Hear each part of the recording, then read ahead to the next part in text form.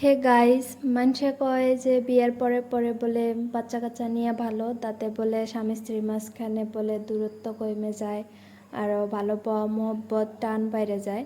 তো আমি বাচ্চা নেওয়ার পরে এরকম হয়ে যায়, আঙ্গু বাবু হওয়ার পরের থেকে ওর সাথে ঘোরা তো দূরের কথা, মানে আমি ওর সাথে কথা কওয়ার সময়টুক পাই না, এত মানে ব্যস্ত থাকি আমি।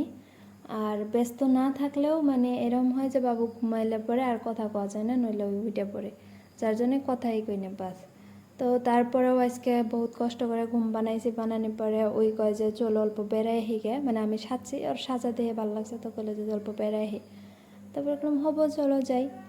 তো যাইয়া আমরা দুইজন মানে অল্প হোটেলে ঢুকলাম, কলাম যে কিবা কিবি খাই ফাস্টফুড। তো ওই কইল যে কি খাবা কও।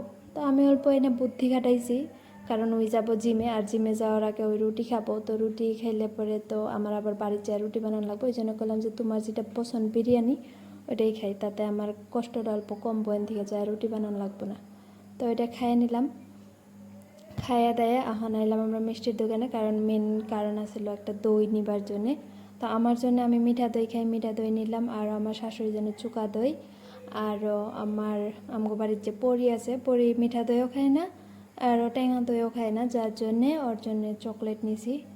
নিয়ে যাইতেছি, ওই করলেও আর অল্প দেরি করে কি খাবা কও করে, কিন্তু আমার ভালো লাগতেছিল না, আমার একটাই টেনশন আছিল আমার পেটা, ওই পেটার কথা যে প্রথমেই কইলাম।